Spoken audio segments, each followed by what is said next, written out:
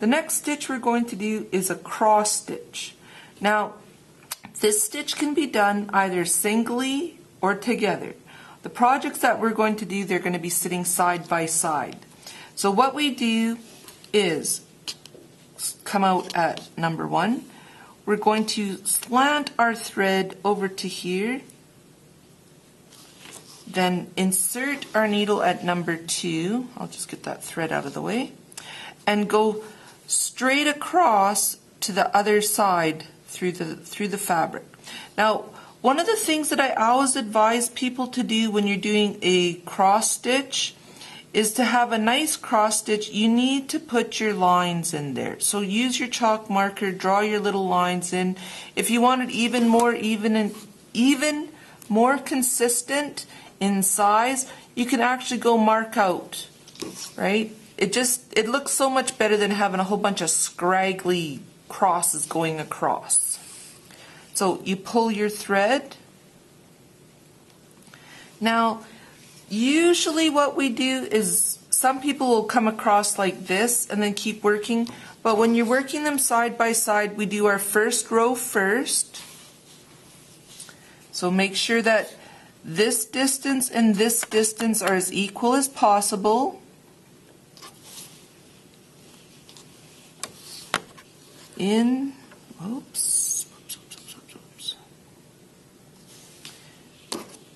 Thread is in the way. So in, and then what we want to do is, remember, no needle or thread showing in the back, so draw straight across to the other side. Pull. I'm going to do another one.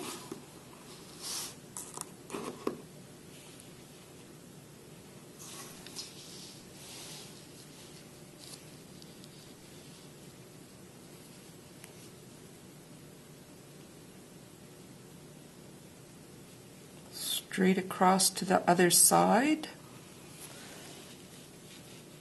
Now, once we would get our whole area filled in that we're making our crosses on, we go one way, and then when we go to do the other way, we come back across.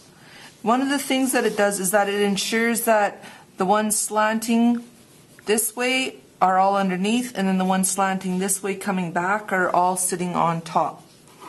So what we want to do next to come across is we bring our thread over, we go in this space here, and we go up to this space here. Try to come out in the same holes without splitting your thread.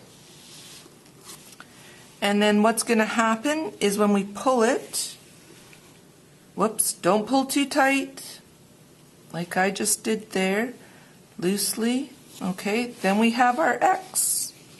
So once again,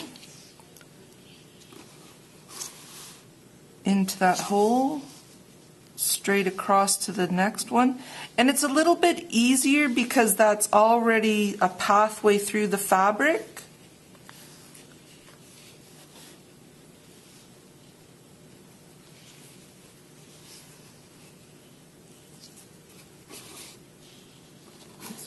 Thread. And then of course you want to come back up, go to the back, and do a hidden stitch to end it off. And that's your cross stitch.